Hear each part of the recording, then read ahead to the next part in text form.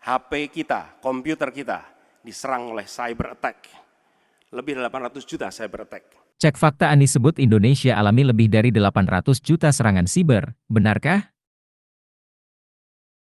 Calon Presiden, Capres, nomor urut 1 Anies Baswedan menyebut Indonesia mengalami lebih dari 800 juta serangan siber yang menyasar perangkat gawai handphone dan komputer.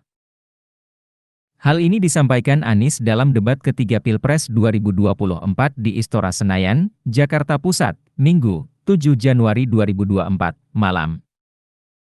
HP kita, komputer kita, diserang oleh cyber attack. Lebih dari 800 juta cyber attack, kata Anies. Benarkan pernyataan Anies? Berdasarkan pernyataan Tech for Good Institute yang merujuk pada data Badan Siber dan Sandi Negara, BSSN, pada tahun 2022 mencatat ada hampir 1 miliar kasus serangan siber di Indonesia dengan mayoritas berhubungan dengan serangan malware, 15% pencurian data, dan 10% aktivitas serangan Trojan. Sementara hingga pertengahan tahun 2023, BSSN juga mencatat Indonesia alami lebih dari 347 juta kasus serangan siber, di mana angka kasus tertinggi berhubungan dengan ransomware. Sedangkan dalam laporan BSSN yang lain, diungkap pada medio bulan Januari, Oktober 2023, Indonesia mengalami 361 juta serangan siber. Bahkan situs Kementerian Pertahanan juga pernah dibobol oleh hacker pada tahun 2018.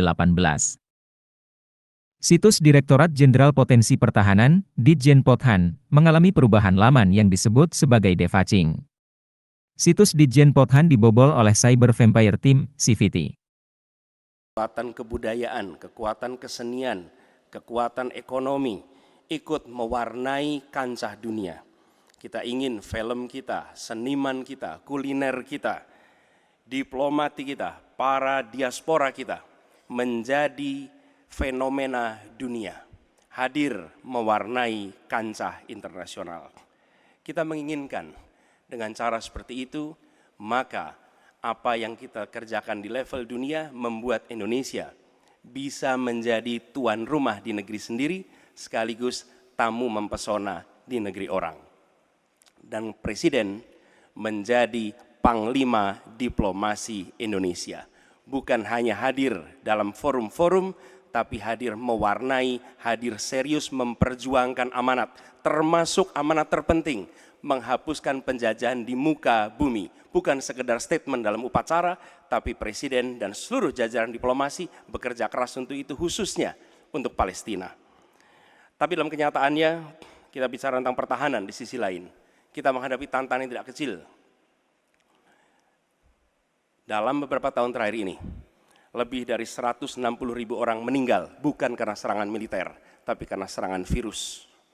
HP kita, komputer kita, diserang oleh cyber attack. Lebih dari 800 juta cyber attack. Perdagangan manusia, perdagangan anak.